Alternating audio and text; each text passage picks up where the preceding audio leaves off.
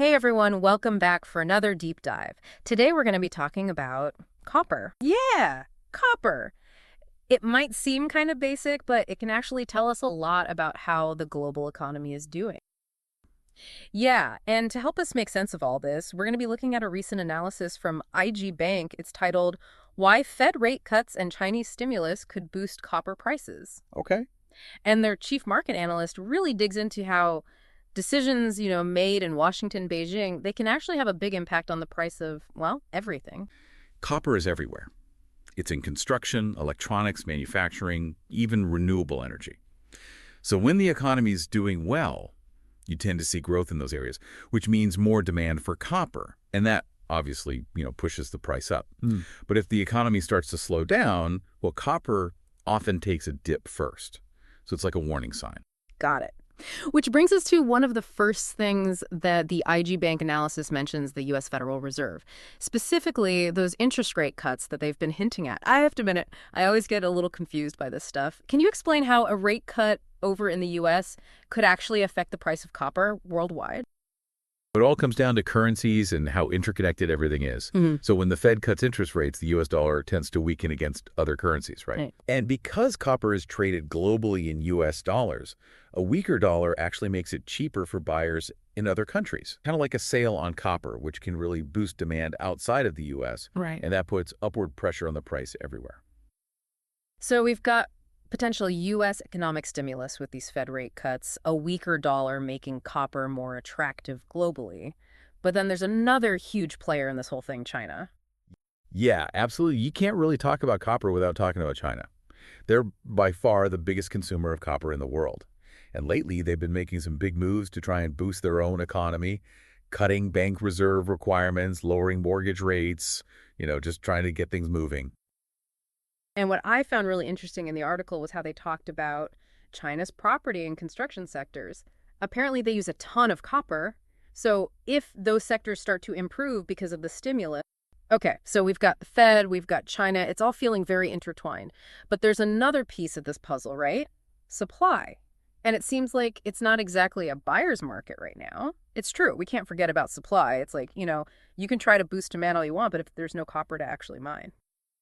Exactly. And that's a really important point that the IG Bank analysis actually brings up. They talk about how there have been all these disruptions in major copper-producing countries lately, Where? like Chile and Peru. They're huge for copper production, and they've had some issues that have really impacted the global supply. Okay, so we're talking big producers. And what happens when you have these kinds of disruptions at the same time that demand is potentially, going through the roof? Sure. It basically all comes back down to supply and demand, right? Like if you have a limited supply of something and everyone wants it, the price is going to go up. Basic economics, but playing out on a global scale. So can these copper-producing countries, quickly ramp up production? Is there a way to kind of quickly fix this? Unfortunately, opening up new copper mines, it's a really long process. Yeah, it can take years, sometimes even decades, to go from exploration and development to actually getting the copper out of the ground. It's not like they can just flip a switch. So we could be looking at a tight copper market for a while. Another interesting thing that the IG Bank report mentioned was investor sentiment. They said that their clients are feeling really optimistic about copper. What do you make of that? Is that something we should pay attention to? Investor sentiment can definitely give you some insight, but it's not always, totally rational. There's psychology at play. Sometimes it's fear, sometimes it's greed, and sometimes people are just following the crowd. Trying to read the room, you might get some clues, but you never really know the whole story. It's tough to say, right? Is now the time to buy copper? I know we've been kind of, in the weeds with a lot of this stuff. Let's bring it back around to, what this all means for our listeners. Yeah. What are some of the key takeaways? With things like interest rates, supply chains, even investor sentiment can have a very real impact on everyone. Absolutely. The IG Bank analysis mentioned a few ways investors could potentially, I guess, play this whole copper thing, right? Like futures contracts, buying stock in mining companies, copper ETFs. We are not giving out financial advice here. Markets, especially commodities, they're complex. Investing in something like copper, it's not as simple as, oh, the price might go up, I should throw some money at it. Everyone listening, do your research, figure out your own risk tolerance, that kind of thing. Don't take our word for it. Make informed decisions for yourself. So we've talked a lot about Dr. Copper and this idea that copper prices could be signaling a big global economic upswing.